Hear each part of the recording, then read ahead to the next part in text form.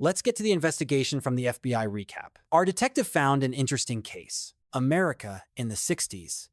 A young guy, Jake, tells the freshman students gathered around him that they are free to have sex whenever and with whomever they want. The important thing is to remember to protect themselves, i.e. condoms. The girls grab condoms and Jake invites them all to a party. The friends figure out Jake's plan. The one who grabbed the condom is ready for sex. A demure girl in a beret and glasses walks into the university. Jake's skinny friend walks up to her with condoms, but the alpha male takes up the baton and finds out the girl's name is Sandra. They joke around. A spark is struck. Already leaving, he invites Sandra to a party to be held at the fraternity house. At the same time, we learn that quite a few college boys have disappeared without a trace. The party is in full swing and Jake is holed up in his room. A friend finds the underpants of the dean of the history department in his bed, and Jake shares with him the secret of how to get any girl into bed. Our hero goes out and sees an embarrassed Sandra there. The young people play a peeping Tom and immediately go upstairs. Jake pounces on Sandra, and she wonders if he is not afraid to be among the missing guys. Maybe she's a serial killer. They quickly finish talking and get down to business, but before they do, Sandra hands Jake a condom. He grimaces and grunts, but agrees to put it on, because he doesn't like safe sex. So he gets rid of the condom the first chance he gets. In the morning, Jake wakes up alone in bed. Sandra has left her phone number on the mirror, which the guy recklessly erases.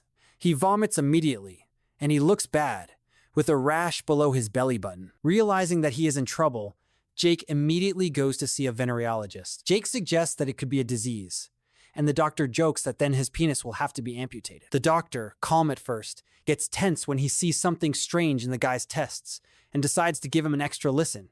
At the level of his abdomen, he hears another heartbeat. There's no doubt about it. Jake is pregnant. The naive student pops oral contraceptives, his stomach churns, and he immediately vomits again. In a short time, my belly has swollen to an impressive size. What to do? Sandra's cell phone was not completely erased, and after a few tries, Jake called her and offered to meet her. The guy wanted to get out of the fraternity building, but he was surrounded by other students. It's time to honor the hero. He slept with 67 girls. That's how many people founded the fraternity. Jake's groggy, farting, but they put him in the chair of honor. The local sex giant gets half-heartedly lifted up to hang a pennant with his name on it, and then his water breaks right on his brother's heads. Finally, Jake is released and rushes to Sandra's house. Already completely exhausted, he goes inside, and you can see from the looks on Sandra's parents' faces that this is not the first time this situation has happened. Not only that, they even have a folding gynecological chair. Sandra enters the room, and the poor guy wonders what she did to him. She chides him, "You're supposed to be using protection." Then the guy whines that he used to be fat, and girls wouldn't even look at him, so he's back to being an ugly fat guy. But Sandra doesn't care about his tears. She's already calling someone and saying she's free. Jake realizes he's already going into labor, and at the last minute, wonders what it's going to come out through. The student bursts from the front, splattering the walls with blood. The grandmother pulls her grandson out of the torn belly and carries him into a room where a whole bunch of cribs with little monster babies are already standing. Please share your impressions of the story in the comments below.